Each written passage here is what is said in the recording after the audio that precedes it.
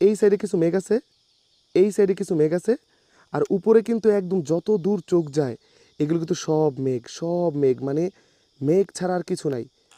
তো মেঘের ভিতর দিয়ে গেলে কি ড্রোনটা ক্রাশ করবে কিনা আমি জানি না, মানে আমার রিস্ক আছে, তারপর কিন্তু আপনাদের দেখানোর জন্য নিয়ে যাচ্ছি। তাই যারাই দেখছেন একটা রিয়েক্ট দিয়ে শেয়ার করে রাখেন, ইউটিউবে দেখলে সাবস্ক্রাইব করে দিন। রিস্ক নিয়ে যাচ্ছি, এত টাকা দামের ড্রোন। আর এই মেঘগুলো কি উড়বে কি না, উড়ে উড়ে যায় কি না তাও দেখব। যেমন এখানে হালকা কিছু মেঘ আছে, আমরা একদম নিচে যাব, মেঘের কাছে যাব। নিচে গাছ আছে, গাছের নিচে কিন্তু পাহাড়িদের বাড়িও আছে, আমরা সেই বাড়িগুলো দেখার চেষ্টা করব।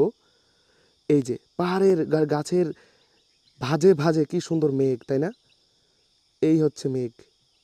সো আমরা একটা মেঘের ভিতর দিয়ে যাওয়ার চেষ্টা করি, একটা মেঘকে টার্গেট করি, তারপর আস্তে আস্তে আমরা কি করব, অনেক নিচে যাব ইনশাল্লাহ।